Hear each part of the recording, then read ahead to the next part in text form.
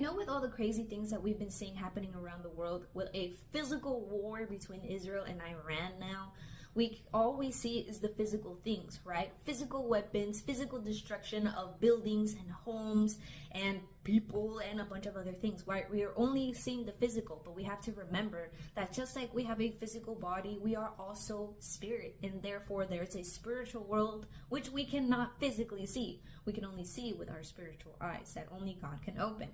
And therefore, that means that there's also a spiritual war that's going on besides this physical war that we're seeing. Now, we're going to read Ephesians chapter 6, verse 12. It says, "For we wrestle not against flesh and blood, but against principalities, against powers, against the rulers of the darkness of this world, against spiritual wickedness in high places." Now, it says right here, the rulers of the darkness of this world are the ones who are controlling people, who are controlling the things that are physically happening around us, which is part of what is causing this war. We know that if we read the Bible, Israel has always been hated.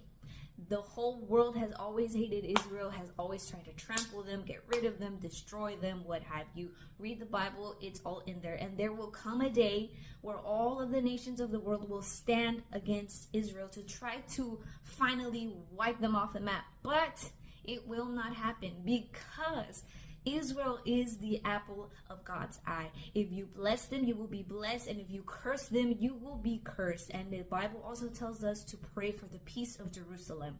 Now, I want to read for you Zechariah. This is chapter 12. I'm going to read for you verses 3 all the way to 9. It says, "On that day, when all the nations of the earth are gathered against her, I will make Jerusalem an immovable rock for all the nations. All who try to move it will injure themselves. On that day, I will strike every horse with panic and its rider with madness, declares the Lord. I will keep a watchful eye over Judah, but I will blind all the horses of the nations. Then the clans of Judah will say in their hearts, 'The people of Jerusalem are strong, because the Lord Almighty is their God.' On that day, I will make the clans of Judah like a fire pot in a wood pile, like a flaming torch among sheaves.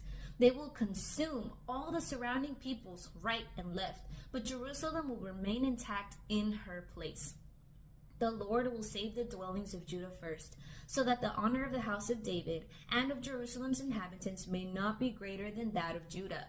On that day, the Lord will shield those who live in Jerusalem, so that the feeblest among them will be like David, and the house of David will be like God, like the angel of the Lord going before them. On that day, I will set out to destroy all the nations that attack